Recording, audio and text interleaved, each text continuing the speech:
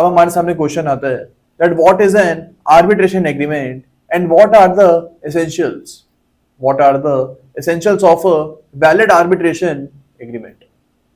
एक arbitration agreement होता क्या है? And एक valid arbitration agreement के essentials क्या होते हैं? First of all, we will have to remember that through an arbitration agreement, the parties resolve to settle their disputes through arbitration.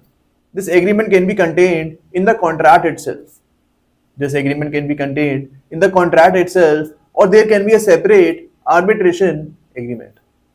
जो हमारा arbitration agreement होता है ये कॉन्ट्रैक्ट के अंदर भी हो सकता है एंड एक सेपरेट एग्रीमेंट भी हो सकता है कि जो भी डिस्प्यूट अराइज होगा कॉन्ट्रैक्ट के बेसिस पे इसको हम आर्बिट्रेशन के थ्रू सॉल्व करेंगे. You can also write that for an arbitration to start, there should be a valid arbitration agreement. इसके अलावा आप ये भी लिख सकते हो that an arbitration agreement has to be in writing.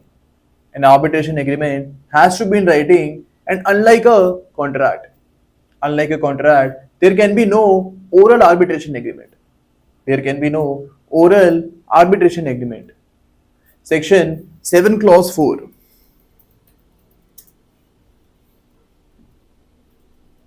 Section 7 clause 4 of Arbitration Act tells us the various types of arbitration agreements. इसके अलावा you can write that in the case of KK Modi versus KN Modi, Supreme Court 1998, the court held that the arbitration agreement must contain these three things. Firstly, there must be consent of both the parties. To resolve their disputes through arbitration.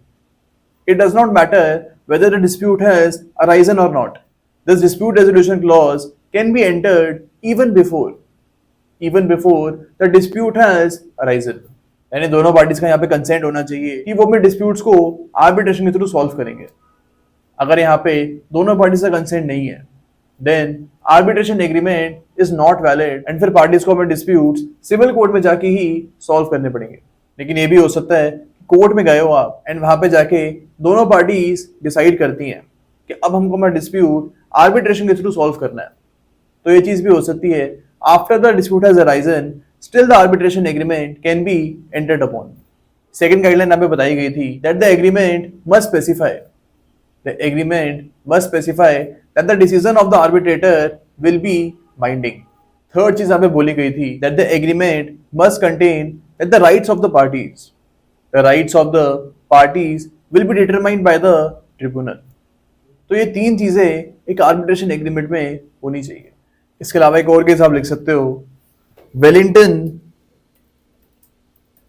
Associates versus Kirat Mehta 2000 supreme court. अब इस case में क्या हुआ था कि जो arbitration agreement है उसमें मे शब्द का यूज किया गया था that if the dispute arises the party may resolve their disputes through arbitration. अब मे यहाँ पे अनसर्टेनिटी दिखाता है. पार्टीज को यहाँ पे लिखना चाहिए था that the dispute shall be resolve through arbitration. अब in this particular case the court held that this is not a valid arbitration agreement because there is no concrete intention